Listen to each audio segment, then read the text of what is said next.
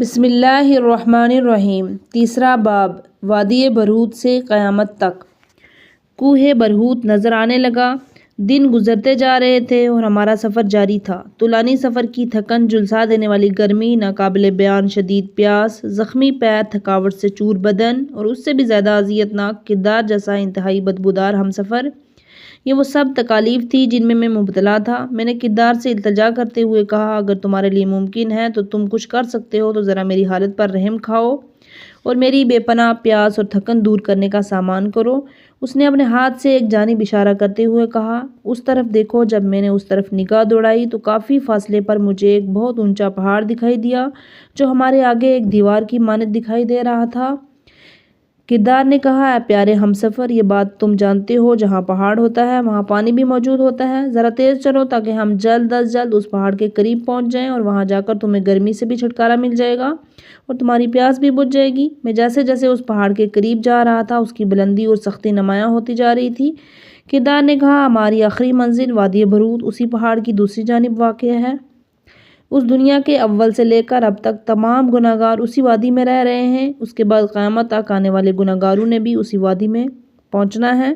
میں نے کہا، تمہاری باتوں سے تو ایسا لگ رہا ہے جیسے وادی برہوت میں کافی رش ہوگا اور وہاں بہت زیادہ لوگ ہوں گے۔ اس نے کہا، ہاں ایسا ہی ہے، لیکن تمہیں یہ معلوم ہونا چاہیے کہ جن لوگوں نے دنیا میں تھوڑی سی عقل مندی سے کام لیا اور دینداری اور تقوی کے راستے پر چل کر شیطان کے جال میں گرفتار ہونے سے بچے رہے، ایسے افراد اس وادی میں بہت کم یا پھر بالکل ہی نہیں ہیں، کیونکہ وہ اپنے تھوڑے سے گناہوں سے وادی برہوت کے راستے ہی میں پاک ہو کر یا تو اب بہشت میں پہنچ گئے ہیں یا پھر سیدھے نجف اشرف میں وادی اسلام میں جا کر سکونت پذیر ہوئے ہیں۔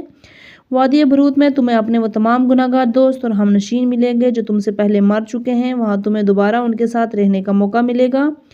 میں اپنی پیاس وادی برہوت پہنچنے اور یہ وادی برہوت میں جا کر کم از کم کوئی نیا عذاب نصیب نہیں ہوگا اور یہ وہاں کسی حد تک آرام و سکون میسر آئے گا۔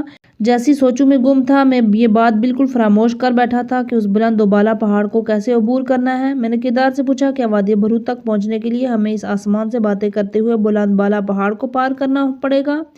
وہ میرے اس سوال پر ہنسا اور کہا، یہ تو بالکل واضح ہے کہ ہمیں وہاں پہنچنے کے لیے اس پہاڑ کو سر کرنا ہی پڑے گا۔ میں نے کہا، میں ہر طرف نظر دوڑا رہا ہوں مگر مجھے اس پہاڑ کے دائیں بائیں سے کوئی دریا یا راستہ دکھائی نہیں دے رہا جہاں سے ہم عبور کر کے وادی برہوت پہنچ سکیں۔ کردار نے کہا، تم ٹھیک کہتے ہو، ایسا کوئی راستہ نظر نہیں آ رہا۔ اگر تم ادھر ادھر پھر کر کوئی راستہ تلاش کرنا چاہو تو جا کر دیکھ لو، لیکن میں تمہیں ابھی یہ بتائے دے رہا ہوں کہ تم اس طرح سے خود کو مزید اذیت دو گے اور اپنی منزل کو اور دور کرو گے۔ میں اتنی آسانی سے کردار کی بات پر یقین کرنے والا نہیں تھا، کیونکہ اس سے پہلے بھی وہ چند مرتبہ مجھے دھوکہ دے چکا تھا۔ میں نے کہا، بہرحال میں ایک بار تو خود ادھر ادھر پھر کر راستہ تلاش کرنے کی کوشش کروں گا اور کہیں میں اس اصلی راستے کو نہ بھول جاؤں۔ تم یہیں ٹھہر کر میرا انتظار کرو، اگر راستہ نہ ملا تو میں یہیں واپس لوٹ آؤں گا۔ کردار نے میری تجویز سے اتفاق کیا، وہ وہیں پر لیٹ گیا۔ میں نے وہاں سے جاتے ہوئے سوچا، چلو اچھا ہے، اس بدبخت سے میری جان چھوٹ گئی۔ میں نے دل ہی دل میں کہا، اگر مجھے کوئی راستہ مل گیا تو اسے بتائے بغیر چلا جاؤں گا۔ میری بہت تلاش کے باوجود نہ تو مجھے کوئی راستہ ملا اور نہ ہی پانی۔ اس پھیلے ہوئے بلند و بالا پہاڑ میں کوئی سوراخ وغیرہ یا دراڑ نہیں تھی وہاں سے عبور کیا جا سکے۔ میں تھک ہار کر اپنی پہلے والی جگہ پر واپس آ گیا۔ جب میں کردار کے قریب پہنچا تو اس نے میری طرف دیکھ کر طنزیہ قہقہے لگایا۔ اس نے کہا، اے ہم سفر، اگر میں اس پہاڑ کو پار نہ کروں بلکہ یہیں پر بیٹھا رہوں تو کیا ہوگا؟ اس نے کہا، اور تو کچھ نہیں ہوگا، صرف عذاب دینے والے چند سپاہی آئیں گے اور آگ کے گرزوں سے تمہیں اس پہاڑ پر چڑھنے پر مجبور کریں گے، لہٰذا اب جیسے تمہاری مرضی، مگر جو فیصلہ بھی کرنا ہے جلدی کرو۔ یہ پہاڑ بالکل سیدھا تھا اور اس کی چوٹی بھی دشوار گزار چٹانوں پر مشتمل تھی۔ اس پر مزید یہ اور رات کا اندھیرا ابھی چھا جانے والا تھا۔ کردار نے میری جانب دیکھ کر کہا، بہتر ہے ہم رات کو اسی پہاڑ پر چڑھنا شروع کریں، کیونکہ اس طرح سے دن کی سخت گرمی سے بھی بچ جائیں گے اور اندھیرے کی وجہ سے بلندی پر جا کر نیچے دیکھنے سے ہونے والے خوف و وحشت سے بھی محفوظ ہو جائیں گے۔ مجھے کردار کی تجویز پسند آئی، چنانچہ رات کا اندھیرا چھا جانے پر ہم نے پہاڑ پر چڑھنا شروع کیا۔ راستے میں تلوار کی طرح تیز پتھر میرے پاؤں میں چبھ رہے تھے، لیکن اس راستے کو جیسے ہی ممکن تھا طے کرنے کے سوا اور کوئی چارہ نہیں تھا۔ ہم پوری رات سفر کرتے رہے۔ صبح ہونے کے بعد ذرا اجالا ہوا تو تھکن دور کرنے کے لیے ایک چوڑے پتھر پر بیٹھ گئے۔ ابھی تک ہم اسی مسافت کا صرف 5واں حصہ طے کر پائے تھے۔ جب میں نے نیچے کی طرف نظر دوڑائی تو میرا سر چکرا گیا۔ میں نے اپنے آس پاس دیکھا تو وہ لوگ بھی اوپر آتے دکھائی دیے۔ میرا دل چاہتا تھا کہ میں ان سے کسی کے پاس جا کر اس کا ہمسفر بن جاؤں اور اس سے گفتگو کر کے اپنے دکھ اور درد بانٹوں، لیکن جب میں نے اپنے اطراف کو غور سے دیکھا تو میرے ان لوگوں کے درمیان ایک بہت اونچی انتہائی ہموار چٹان حائل تھی جس کے عبور کر کے ان تک پہنچنا ناممکن تھا۔ ہم طرح طرح کی سختیاں اور مصیبتیں جھیلتے ہوئے مسلسل 4 شب و روز سفر کرتے رہے اور پھر کہیں جا کر 5ویں دن کی صبح کو اس پہاڑ کی چوٹی پر پہنچے۔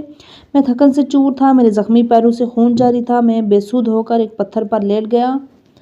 اسی اثنا میں کردار بھی نظر آ گیا۔ اس نے کہا تم نے اتنی زیادہ دیر لگائی، میں کب سے یہاں پر تیرا انتظار کر رہا ہوں۔ میں نے کہا میں تو سوچ ہی رہا تھا مجھے تم سے چھٹکارا مل گیا ہے، میں سمجھ رہا تھا تم اس بلند و بالا پہاڑ پر نہیں چڑھ سکتے۔ اس نے قہقہے لگاتے ہوئے کہا کیا تم بھول گئے ہو میں تم سے بارہا کہہ چکا ہوں کہ قیامت کے دن تک تمہارے ساتھ رہوں گا، کیا یہ ممکن ہے کہ میں تمہیں اس جنگل و بیابان میں ان پہاڑوں میں اکیلا چھوڑ دوں؟ اب اٹھو اور بہت پرتکلف خاطر و تواضع کے لیے تیار ہو جاؤ۔ اقلام بازی کی سزا؟ میں نے کہا خاطر تواضع سے کیا مراد ہے؟ اس نے کہا ابھی معلوم ہو جائے گا۔ اسی اثنا میں نے دیکھا کہ انتہائی بدصورت اور بدبودار شخص نظر آیا۔ اس نے کہا ابھی معلوم ہو جائے گا۔ اسی اثنا میں نے دیکھا کہ انتہائی بدصورت اور بدبودار قسم کی مخلوقات میرے سامنے آئی۔ میرے قریب آ کر پہنچ کر انہوں نے انتہائی غضبناک ہو کر کہا اٹھو۔ میں اٹھا تو وہ میرا ہاتھ پکڑ کر مجھے ایک صندوق کے پاس لے گئے۔ انہوں نے اس کا ڈھکن کھول کر کہا جلدی سے اس میں اپنے کپڑے نکال کر پہن لو۔ میں نے صندوق میں غور سے دیکھا لیکن مجھے سوائے آگ کے اور کوئی چیز نہ دکھائی دی۔ اس صندوق میں موجودہ تیز آگ کا ایک شعلہ میرے چہرے کی جانب لپکا تو میں فوراً پیچھے ہٹ گیا۔ میں صندوق کو ہاتھ تک نہیں لگا سکتا تھا۔ میں نے التجا آمیز لہجے میں ان سے کہا تمہیں خدا کا واسطہ مجھ پر رحم کرو، کیا میرے لیے اس بلند و بالا سنگلاہ پہاڑ پر چڑھنا کوئی کم عذاب تھا؟ کیا فشار قبر، ملک الموت سے ملاقات، منکر و نکیر کا دیدار، راستے میں جنگل و بیابان کے خوفناک سانپ اور بچھو، سینکڑوں دوسرے دردناک عذاب میرے لیے کافی نہیں ہیں؟ آخر میں نے کتنے گناہ کیے ہیں جو اتنے سارے دردناک اور سخت عذاب میرا مقدر بنے ہوئے ہیں؟ عذاب کے ایک سپاہی نے غضبناک اور سخت لہجے میں کہا زیادہ باتیں مت کرو، تمہیں بلا چوں چرا اس صندوق میں پڑا آگ کا لباس پہننا ہوگا۔ تم اتنی زیادہ زحمت کر کے اس پہاڑ پر چڑھے ہو، ہم تمہیں پیدل واپس نہیں بھیجیں گے بلکہ آگ سے دہکتی زنجیروں کے ساتھ تمہارے ہاتھ پاؤں باندھ کر تمہیں اس پہاڑ سے نیچے پھینک دیں گے اور تم پر یہ فاصلہ 5 منٹ میں طے کر لو گے جیسے تم نے 5 دن میں طے کیا ہے۔ یہ سزا ان لوگوں کے لیے مخصوص کی گئی ہے جو دنیا میں لونڈے بازی جیسے انتہائی برے و غلیظ عمل کے مرتکب ہوئے ہیں، اور تم بھی انہی لوگوں میں سے ایک ہو۔ کیا تم وہ واقعہ بھول گئے ہو جب ایک دن تم ایک خوبصورت لڑکے کو فریب دے کر اپنے گھر لے آئے اور اسے بدفعلی کی، پھر تم نے اپنی لذت کو اور بڑھانے کے لیے اسے اس وقت تک نہیں چھوڑا بلکہ رات کو بھی اسے اپنے پاس رکھا؟ اس دوران اس کے ماں باپ صبح ہونے تک اپنے بچے کو ڈھونڈتے رہے مگر انہیں اس کا کوئی سراغ نہیں مل رہا تھا۔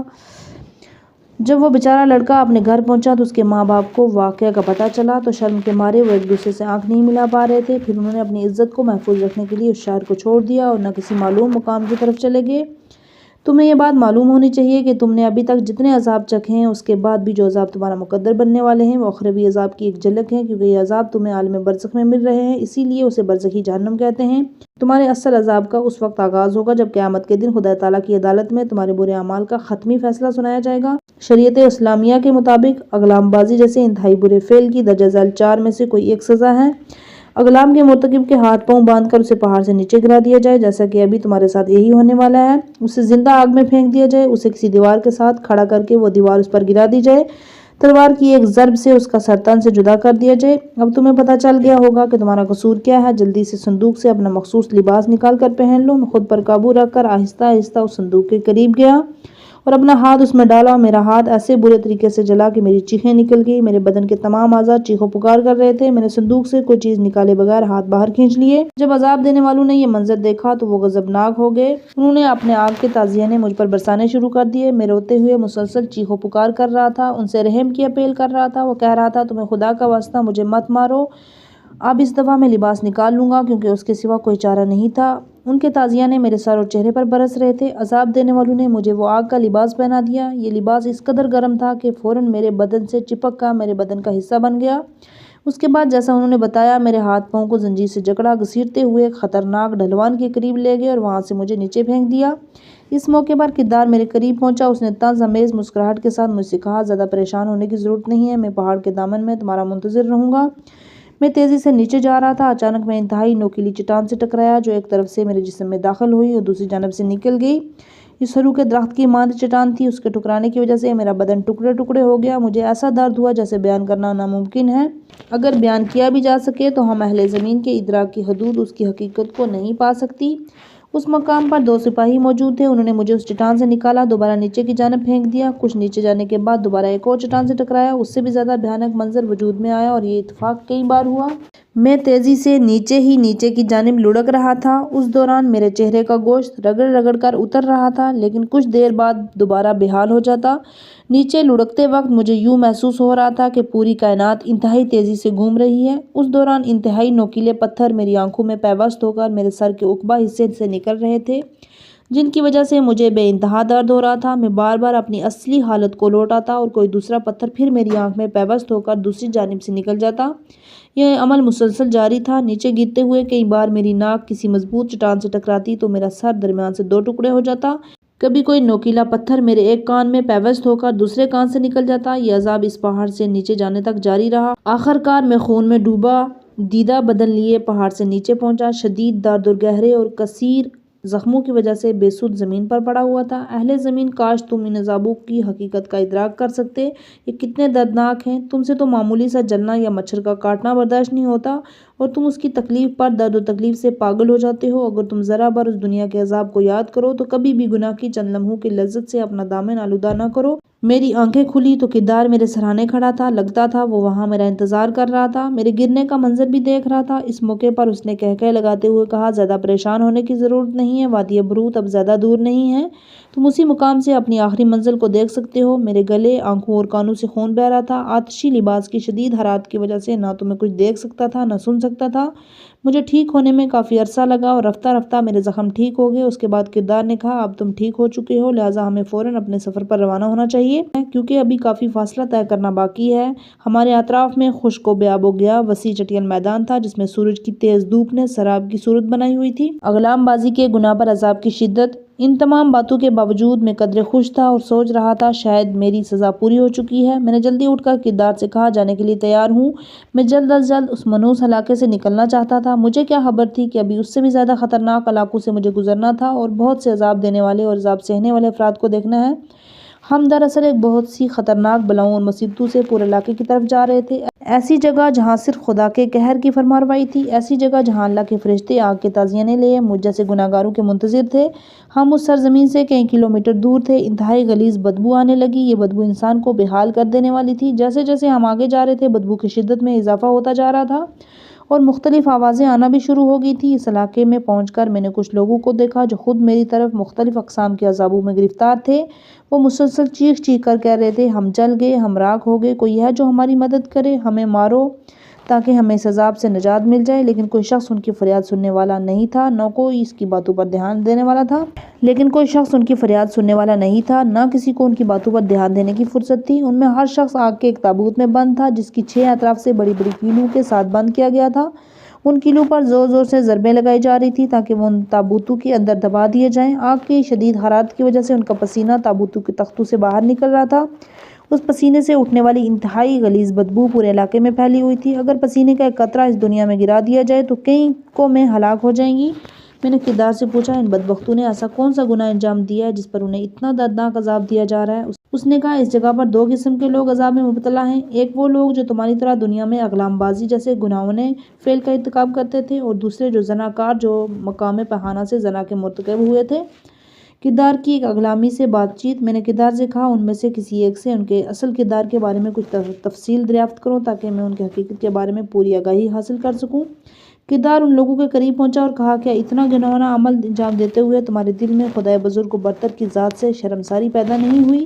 ان میں سے ایک نے کہا، اگر ہم خدا کو خوف رکھنے والے یا اس کی بارگاہ میں شرمندہ ہونے والے ہوتے تو آج ہماری حالت نہ ہوتی اور ہم اس عذاب میں نہ جل رہے ہوتے۔ ہمارے اس گناہونے فعل کی وجہ سے ہمارا انجام قوم لوط جیسا ہوا اور ہمیں بھی اس بدبخت قوم والا عذاب نصیب ہوا ہے۔ کردار نے کہا، کیا تم نے دین کے پیشواؤں اور علماء کی زبانی یہ نہیں سنا تھا کہ اغلام کفر ہے اور اغلامی کافر ہے اور کافر کا ٹھکانہ دوزخ ہے؟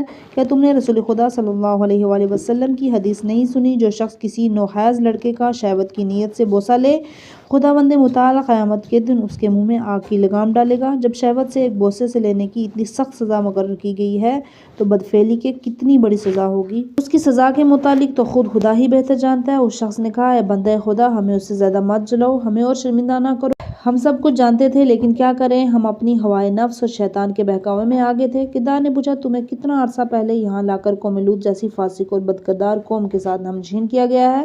اس نے کہا، ہم دنیا سے رخصت ہو کر عالم برزخ میں پہنچے تو صرف 3 دن اپنی قبر میں رہے، پھر ہمیں یہاں منتقل کر دیا گیا۔ بس اس وقت سے لے کر اب تک ہم اسی جگہ پر انواع اقسام کی اذیتوں اور عذاب میں گرفتار ہیں۔ کردار نے کہا، کیا اس برے فعل کے ارتکاب سے تم نے جو لذت حاصل کی تھی وہ اب تمہیں یاد ہے؟ اس نے کہا، خدا کی قسم ہمیں دنیا کی عارضی لذتیں بالکل یاد نہیں ہیں۔ یہاں پر ہم اس طرح سے تازیانے برسائے جاتے ہیں کہ ہمارے ذہن سے ہر چیز نکل گئی ہے۔ یہاں پر ہم ان گناہوں کا حساب چکا رہے ہیں جنہیں ہم نے دنیا میں انجام دیا تھا۔ کردار نے کہا، اے جاہل نوجوان، تم نے اتنے زیادہ گناہ کیے، کیا تمہیں کبھی توبہ کرنے کا خیال نہیں آیا؟ اس بھیانک عذاب سے بچ جاتے۔ اس نے کہا، میں گناہوں کی کثرت کی وجہ سے بالکل مایوس ہو چکا تھا۔ میں سوچتا تھا میری توبہ قبول نہیں ہوگی۔ میں خدا کی رحمت سے مایوس ہو کر خود سے مخاطب ہوتے ہوئے کہتا، اب جب کہ میں سر سے پاؤں تک گناہ میں ڈوب چکا ہوں اور میرے لیے توبہ کا دروازہ بند ہو چکا ہے، اب جتنا ہو سکے مزے اڑا لوں۔ اسی لیے میں ہر روز ایک نئے اور زیادہ گناہ کا مرتکب ہوتا تھا، اپنے گناہوں میں اضافہ کرتا، یہاں تک کہ میں مقام انسانیت سے خارج ہو گیا اور میرے ذہن میں سوائے گناہ کے اور کچھ نہیں آتا تھا۔ میرے ذہن میں سب کچھ آتا سوائے خدا تعالیٰ اس کی یاد کے۔ ہم اکثر فارسی ضرب المثل کا یہ جملہ کہا کرتے تھے، اگر جہنم ہی جانا ہے تو پھر مرد بن کر جہنم جاؤ۔ پھر اچانک میرے مرنے کا وقت آن پہنچا۔ ملک الموت مجھے اطلاع کیے بغیر میرے سرانے پہنچ گیا اور اس نے میری کثیف روح کو میرے بدن سے جدا کر دیا۔ جب سے مجھے اس دنیا میں منتقل کیا گیا، میں طرح طرح کے اذیت ناک اور ناقابل برداشت عذابوں سے گزر رہا ہوں۔ لگتا ہے مجھے کبھی بھی ان سے نجات نصیب نہیں ہوگی۔ علاوہ ازیں ہم نے سنا ہوا ہے کہ قیامت کے دن ہمیں جہنم کے کنارے رکھا جائے گا اور 50,000 سال کے اس دن کے آخری حصے میں جب خدا تعالیٰ تمام لوگوں کے حساب و کتاب سے فارغ ہو جائے گا، اس موقع پر ہمیں وہیں سے جہنم کے انتہائی پست طبقے میں پھینک دیا جائے گا۔ کردار نے کہا، جیسا کہ تم نے خود سنا ہے اور مجھے پتہ بھی ہے کہ تم لوگوں کا اصل عذاب قیامت کے دن سے شروع ہوگا۔ اگر تمہیں اس دن نجات نہ ملی اور مل بھی نہیں سکتی تو تم ہمیشہ کے لیے جہنم کی آگ میں جلتے رہو گے، کیونکہ تمہارا پورا نامہ اعمال گناہوں سے پر ہو چکا ہے۔ اگر تم نے کوئی نیکی انجام دی بھی ہے تو تمہارے گناہوں نے اس نیکی کا خاتمہ کر دیا ہے۔ اس نے کہا، کیا اتنے زیادہ گناہوں کے ساتھ اگر ہم دنیا میں توبہ کرتے تو خدا تعالیٰ ہماری توبہ قبول فرما لیتا؟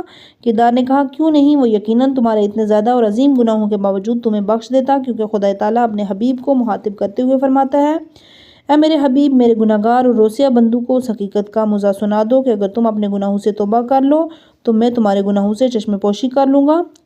بے شک میں بہت مہربان اور رحم کرنے والا ہوں۔ البتہ شرط یہ ہے کہ توبہ حقیقی توبہ ہو، جیسا حضرت علی علیہ السلام نے اپنے ایک فرمان میں توبہ کی حقیقت اور اس کی شرائط کو اس وقت بیان فرمایا جب ایک شخص نے آپ کی خدمت میں بے حیائی میں زبان سے لفظ استغفر اللہ نکالا تو آپ نے فرمایا، تمہاری ماں تمہارے اعضاء میں بیٹھے، یعنی خدا تجھے موت دے۔ کیا تم جانتے ہو توبہ کیا ہے؟ توبہ بلند مرتبہ انسانوں کا ایک اعلیٰ مقام ہے۔ توبہ ویسے تو ایک جملہ ہے، لیکن اس کے 6 معنی ہیں، 6 مرحلے ہیں۔ یہ کہ تم گزشتہ گناہوں سے مکمل پشیمان اور نادم ہو جاؤ، یہ کہ تم پکا ارادہ کر لو کہ اب اس کے بعد کوئی گناہ نہیں کرو گے، یہ کہ جس گناہ کی وجہ سے تم سے حقوق العباد کے ضمن میں کوتاہی ہوئی ہے اس کی تلافی کر لو اور لوگوں کے حقوق انہیں لوٹا کر اس طرح سے پروردگار کی خدمت میں پیش ہوگے تمہارے ذمے کسی کا کوئی حق باقی نہیں ہوگا، یہ کہ تمام ان واجبات کو بجا لاؤ جنہیں تم نے ترک کر دیا تھا، یہ کہ حرام کھانے کی وجہ سے تمہارے بدن میں جو گوشت بن گیا اسے ریاضت کے ذریعے پگھلاؤ گے یہاں تک کہ وہ گوشت ختم ہو جائے اور اس کی جگہ نیا گوشت وجود میں آئے، یہ کہ تم نے جس قدر گناہ سے لذت اٹھائی اس کا مزہ چکھا ہے اتنا ہی عبادت و بندگی کی زحمت بھی اٹھاؤ۔ ان مراحل کو طے کرنے کے بعد تم یہ کہنے میں حق بجانب ہو کہ استغفر اللہ، یعنی اے خدا میں تیری بارگاہ میں توبہ کرتا ہوں۔ وہ سر جھکائے کردار کی نصیحت امیز باتیں سن رہا تھا۔ یہاں پہنچ کر اس کی برداشت کا پیمانہ لبریز ہو گیا اور اس نے بلک بلک کر رونا شروع کر دیا۔ پھر کچھ دیر بعد اس نے کہا، اگر ہم بے عقل اور بدبخت لوگ اس خدا اور رسول کے فرامین سن کر ان پر عمل پیرا ہوتے اور گناہ کے انجام کے بارے میں کچھ سوچ بچار کر لیتے تو ذلت امیز مقام پر قوم لوط کے ساتھ عذاب میں نہ جل رہے ہوتے۔ کردار نے کہا، جی ہاں، اگر تم اپنی عقل سے کچھ کام لیتے تمہارا انجام نہ ہوتا، لیکن تم اپنی جہالت اور نادانی اور شیطان کی اتباع کی وجہ سے یہ سوچتے تک نہ تھے کہ تمہارے طرح کے ایسے کتنے زیادہ انسان ہیں جو گناہ پر گناہ کرتے ہیں اور انہیں اس کے خطرناک انجام کی کوئی فکر نہیں ہوتی، لیکن جب وہ دنیا سے چلے جاتے ہیں تو ان پر تمام حقیقتیں واضح ہو جاتی ہیں۔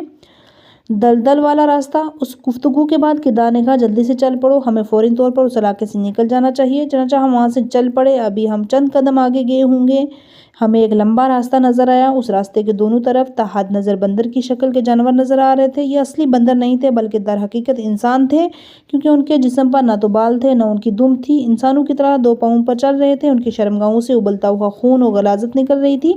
میں نے کردار سے کہا، یہ کون سی جگہ ہے؟ یہ جانور در حقیقت کون ہیں جن کے دیکھنے ان کی غلاظت کی انتہائی گندی اور غلیظ بدبو سے دماغ پاگل ہو جا رہا ہے اور دم گھٹ رہا ہے؟ اس نے کہا، یہ شہوت کا علاقہ ہے اور یہ لوگ دنیا میں شہوت پرست تھے۔ تم ذرا سنبھل کر چلو، کیونکہ اگر تم اس راستے سے تھوڑا سا بھی باہر نکل گئے تو مصیبت میں پڑ جاؤ گے۔ اس راستے سے ادھر ادھر ہونے والا شخص کمر تک غلاظت اور گندگی کی دلدل میں دھس جائے گا۔ بعض جانور پھانسی پر لٹکے ہوئے تھے اور ان کے اعلیٰ تناسل کو پھانسی کے ستونوں کے ساتھ کیلوں میں ٹھوک دیا گیا تھا۔ اور مذکورہ عذاب کے علاوہ ہونڑ بھی مارے جا رہے تھے۔ یہ لوگ کتوں جیسی آواز نکال رہے تھے اور عذاب کے سپاہی ان سے کہہ رہے تھے، اے کتو، خاموش ہو جاؤ، دفع ہو جاؤ، اپنی زبان مت کھولو۔ جو لوگ راستے سے باہر ہوتے فوراً دلدل میں دھس جاتی۔ اس غلاظت کی شدید حرارت کی وجہ سے ان کے بدن کا گوشت پگھل کر زمین میں مل جاتا۔ ایسا محسوس ہو رہا تھا یہ گند نہیں بلکہ تارکول اور گوند کتیرا کا انتہائی خطرناک کیمیائی مرکب ہے۔ اچانک زمین کانپ اٹھی اور آندھی طوفان سے اندھیرا چھا گیا اور ژالہ باری کی طرح آسمان سے پتھر برسنے لگے۔ اگر کوئی شخص بہت زیادہ زحمت کے بعد اس غلیظ دلدل سے باہر نکلنے میں کامیاب ہو بھی جاتا تو آسمان سے اس کے سر پر پتھر گرتا اور کیل کی طرح دوبارہ دلدل میں دھس جاتا۔ یہ غیر معمولی خوفناک منظر دیکھ کر میں وحشت زدہ ہو گیا۔ میرا بدن بید کی طرح شدت سے کانپ رہا تھا۔ میں ڈر رہا تھا کہیں کوئی پتھر مجھے آ کر نہ لگ جائے جس پر میں گردن تک اس غلیظ دلدل میں دھس جاؤں گا۔ میں نے کردار سے کہا، کیا تمہیں معلوم ہے اس دردناک عذاب میں مبتلا لوگوں نے دنیا میں کون سا گناہ انجام دیا ہے؟ اس نے کہا، یہ وہی لونڈے باز ہیں جو بار بار اس گناہ کے مرتکب ہوتے رہے ہیں۔ جس طرح دنیا میں اس انتہائی برے فعل پر قوم لوط پر پتھروں کی بارش ہوئی تھی، ان پر بھی اس طرح پتھر برسائے گئے ہیں۔ اس کے بعد اس نے کہا، ذرا تیز چلو، ہم جلد از جلد ان لوگوں کے درمیان سے نکل جائیں، ورنہ کہیں ہمیں ان کے ساتھ عذاب میں نہ شامل کر لیا جائے۔ کیا تم نے ائمہ خدا کا یہ جملہ نہیں سنا کہ جو شخص کسی قوم کے اعمال پر راضی ہو یا راضی نہ ہو لیکن اس کے درمیان میں رہتا ہو اور وہاں سے نہ نکلے تو اس کا شمار بھی انہی گنہگاروں جیسا ہوگا؟ چونکہ میں بھی قوم لوط کے اس برے فعل کا بار بار مرتکب ہوا تھا، اس لیے اچانک ایک پتھر آ کر میرے سر پر لگا اور میں گردن تک اس گندگی اور کثافت کی دلدل میں دھس گیا۔ پھر کافی عرصہ ہاتھ پاؤں مارنے کے بعد اس سے نکلنے میں کامیاب ہوا۔